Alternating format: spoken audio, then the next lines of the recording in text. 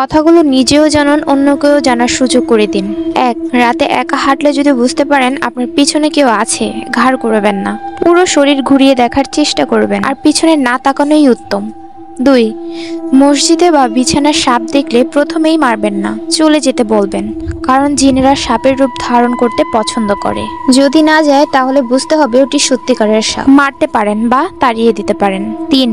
যদি রাতে কখনো দেখেন গাছের ডাল বা বাঁশ ঝুঁকে আছে, এর উপরে বা নিচ দিয়ে যাওয়ার চেষ্টাও করবেন না, তখন সূরা ইখলাস পাঠ করুন। 4. গভীর রাতে ঘরের বাহির থেকে কেউ যদি একবার ডাক দেয়, সেই ডাকে সাড়া দিবেন না, অন্তত 3 বার ডাক দিলে তারপর বের হন।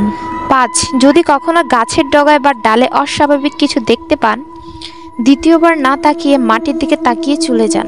6. যদি রাতে আপনার রুমে এসে দেখেন আপনি আপনার রুমে বসে আছেন, ভয় না পেয়ে চোখ বন্ধ করে আয়াতুল কুরসি পড়তে থাকুন, তারপর চোখ খুলবেন। ভয় পাওয়ার কোনো কিছুই নেই, এটা আপনার সাথেই থাকা কারেন্ট জিন। 7. রাতে কখনো চিত হয়ে ঘুমাবেন না, আর যদি ভয়ের স্বপ্ন দেখেন বুকের বাম পাশে 3 বার থুতু ফেলবেন। 8. পুকুরে বা নদীতে গোসল করার সময় যদি দেখতে পান আপনার পা টেনে কেউ নিচের দিকে নিয়ে যাচ্ছে, তাহলে প্রথমেই চিৎকার করবেন না, প্রথমে কষ্ট হলেও দোয়া ইউনুস পাঠ করুন। 9. যদি কখনো দেখতে পান কুকুর বা বিড়াল আপনার সাথে অস্বাভাবিক আচরণ করছে, তাহলে সাথে সাথে মাটিতে একটা বৃত্ত এঁকে তার ভিতরে দাঁড়িয়ে যান আর দোয়া ইউনুস পাঠ করুন।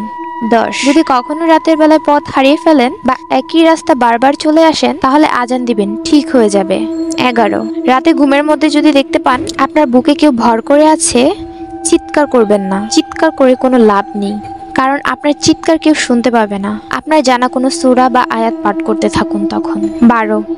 মরা মানুষের আত্মা আপনার সামনে যদি ঘুরে বেড়াচ্ছে এমনটি দেখতে পান, তাহলে ভয় পাবেন না, আয়াতুল কুরসি পড়বেন। জিনেরা এমনটা করে থাকে মানুষদেরকে ভয় পাওয়ানোর জন্য, শুধু সালাম দিয়ে চলে যাবেন।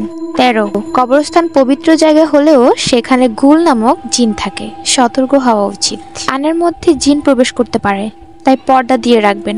বাথরুমে আয়না রাতে না দেখাই ভালো। আশা করি কথাগুলো মস্তিষ্কে গেঁথে রাখবেন।